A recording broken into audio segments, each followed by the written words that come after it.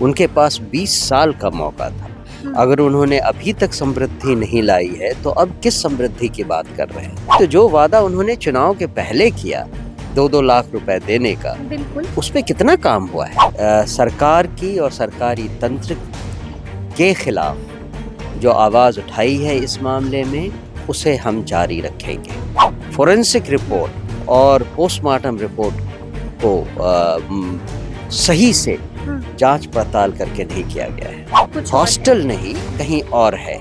ये बिल्कुल ही अनएक्सेप्टेबल है। कौन है, किस हद तक इन्वॉल्व है, ये हॉस्टल ओनर्स का नेटवर्क किस तरह से ऑपरेट करता है। नमस्कार, हमारा नाम है समरीन और आपने देखना शुरू कर दिया है लाइव सिटीज। देखिए, आज 26 जनवरी है और आज हर तरफ खुशी वाला माहौल है। आप बखूबी जानते हैं कि आज का दिन हर तरफ हर्षोल्लास के साथ मनाया जा रहा है और ऐसे में इस वक्त हमारी मौजूदगी जन सुराज कार्यालय में है और अब से कुछ देर पहले यहाँ पर जन सुराज के प्रदेश अध्यक्ष मनोज भारती जी ने भी झंडा फहरा दिया है। तो आइए फिर इन्हीं से सीधी बातचीत करते हैं। सबसे पहले बहुत शुक्रिया बातचीत के लिए। बहुत बहुत धन्यवाद और आपके दर्शकों को गणतंत्र दिवस की बहुत सारी शुभकामनाएं। क्या कहिएगा, बड़ा दिन है आज, हर तरफ खुशी वाला माहौल है। बिल्कुल, और हम भी एक बार फिर से अपने उस प्रण को दोहराने के लिए इस मौके पर इसका उपयोग करना चाहेंगे, जिसमें बिहार में व्यवस्था परिवर्तन की बात कही गई है। आपने देखा कि चुनाव हुए, सरकार बनी, एक मजबूत सरकार अपैरेंटली बनी है, लेकिन ज़मीन पर जो बिहार की जनता को देखना पड़ रहा है वो किसी भी तरह से नहीं लगता कि बिहार में विकास होने वाला है या गरीबों की सुनी जाने वाली है। नहीं लगता है? जब कड़क जाड़े में गरीबों के घरों को बुलडोजर से गिरा दिया जाए बिना उनके लिए ऑल्टरनेटिव व्यवस्था किए हुए, तो कहाँ की प्रगति है। मुख्यमंत्री नीतीश कुमार समृद्धि यात्रा पर निकले हुए हैं। हर तरफ समृद्धि ही समृद्धि है, विकास ही विकास है। वो हम और आप चाहे जो भी कह लें, बिहार की जनता से पूछिए कि पिछले 3 महीनों में, जब से चुनाव के रिजल्ट आए हैं 2 महीने में, उनको कौन सी समृद्धि दिखाई दी है। आए दिन हत्या होती है, आए दिन लड़कियों के साथ बलात्कार होता है। क्या चीज़ है जिसमें समृद्धि लोगों को दिखाई देती है।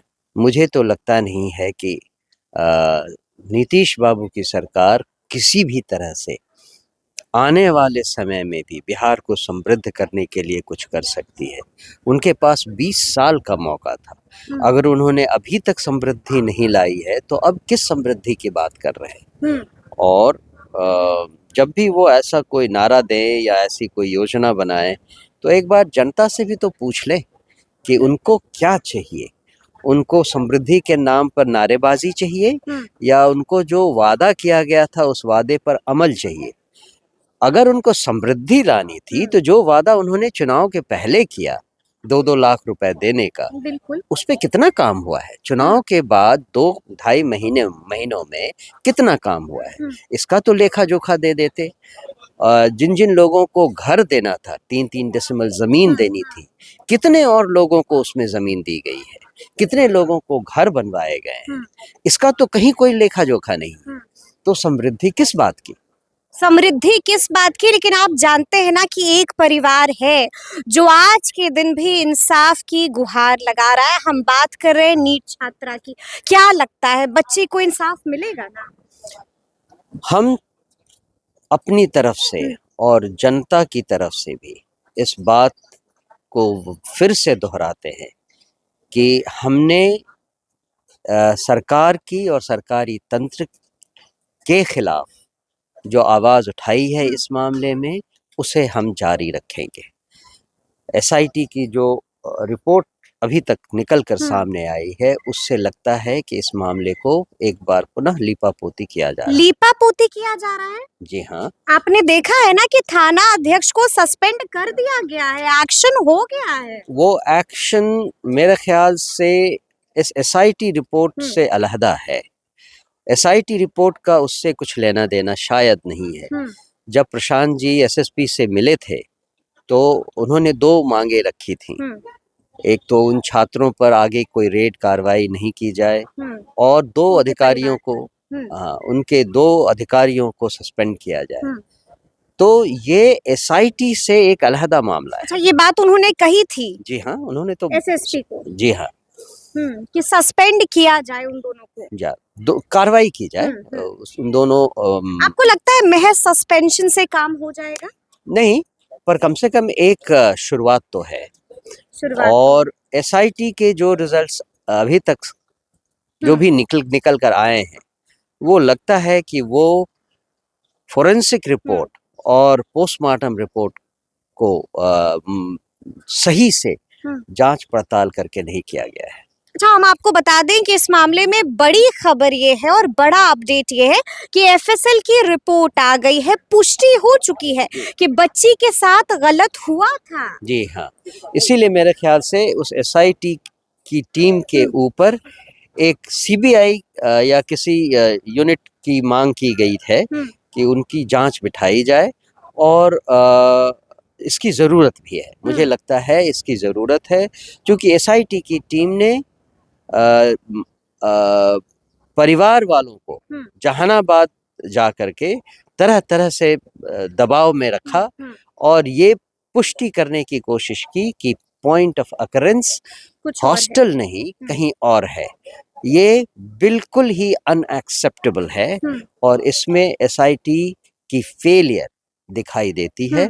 इसीलिए अच्छा है कि सरकार एक दूसरे जांच समिति का गठन करे जो इस पर निष्पक्ष रूप से पुनः विचार करे। लेकिन सम्राट चौधरी एक्शन में है और आपने ये भी देखा होगा कि बीते दिन उन्होंने डीजीपी को भी बुला लिया था, एसआईटी की टीम को भी बुला लिया था और बाकायदा खुद मॉनिटर कर रहे हैं सम्राट चौधरी। नहीं छोड़ेंगे सम्राट चौधरी। वो तो अब देखेंगे कि वो क्या करेंगे, क्या नहीं छोड़ेंगे। अभी हम क्या कहें, अभी तो भरोसा तो रखना होगा, गृह मंत्री है तभी तो चुप है। अभी भरोसा रखा है तभी तो चुप है। भरोसा नहीं होता तो इसके खिलाफ भी हम लोग आते। तो देखें ये लोग मिलकर क्या करते हैं। एक बार इसका कोई नतीजा सामने आए तो उस पर हम फिर से विचार करके परिवार वालों को न्याय दिलाने की पूरी कोशिश करेंगे। पूरी कोशिश कीजिएगा। लेकिन इसमें तो बिल्कुल साफ डर लग रहा है कि कुछ महत्वपूर्ण लोग इसमें बड़े लोग, सफेदपोश लोग इसमें इन्वॉल्व हैं, जिनके कारण एसआईटी तक भी इस मामले को सही ढंग से नहीं देखा जा रहा है। इसका और कोई मतलब नहीं निकलता अनलेस के कुछ इम्पोर्टेंट लोग इसमें इन्वॉल्व नहीं है। कौन है वो इम्पोर्टेंट लोग? मनोज भारती अभी दिखाई देगा। बड़ा बयान तो आपने दिया है आने वाले समय लेकिन इससे भी तो पर्दा उठाइए ना कि वो इम्पोर्टेंट लोग, वो महत्वपूर्ण लोग कौन है। आगे आने वाले समय में कुछ मालूम है? पता चलेगा, पता चल जाएगा। परिजनों ने कुछ बताया है? अभी तो नहीं, लेकिन पता चल जाएगा। पता चल जाएगा। बड़ी बात आप कह रहे हैं। जी हाँ। क्या प्रशांत किशोर भी जानते हैं कि निश्चित रूप से कुछ बड़े लोग हैं? बड़े लोग हैं, इसमें तो कहीं दो राय है ही नहीं। अब कौन है, किस हद तक इन्वॉल्व हैं, ये हॉस्टल ओनर्स का नेटवर्क किस तरह से ऑपरेट करता है, इन सब का खुलासा तो जांच कमेटी करेगी और उसके बाद हम आपको फिर से इस मुद्दे पर बात करके दिखाएंगे। फिर से इस मुद्दे पर बात होगी, यानी कि न्याय तो दिलवा कर ही मानेंगे बच्ची को। चलिए, कोशिश रहेगी कि इस बार न्याय दबे नहीं, इस बार न्याय का रास्ता बंद नहीं रहे, यानी कि अधूरा नहीं, पूरा न्याय चाहिए। जी हाँ। चलिए, एक अंतिम सवाल है मेरा आपसे। बीते दिन हमने सुना कि प्रशांत किशोर ने मीडिया कर्मियों को संबोधित किया और बड़ा बयान दिया, साफ कहा कि 1 जून से हम लोग फिर से एक बार सड़कों पर उतरेंगे।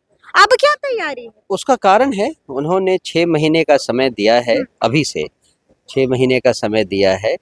सरकार ने जो वादे किए थे उनको पूरा करने की तरफ कदम बढ़ाने के लिए, और जब वो समय निकल जाएगा तब हम इसको इवैल्यूएट करके सरकार के खिलाफ जो भी होगा, जो भी बन पड़ेगा, उसको ज़रूर लेंगे।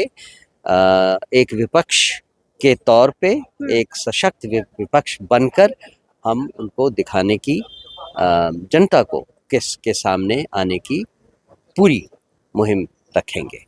पूरी कोशिश करेंगे। तो सुना आपने क्या कुछ कहा है जनसुराज के प्रदेश अध्यक्ष मनोज भारती जी ने। बड़ा बड़ा बयान आज के दिन दे दिया है।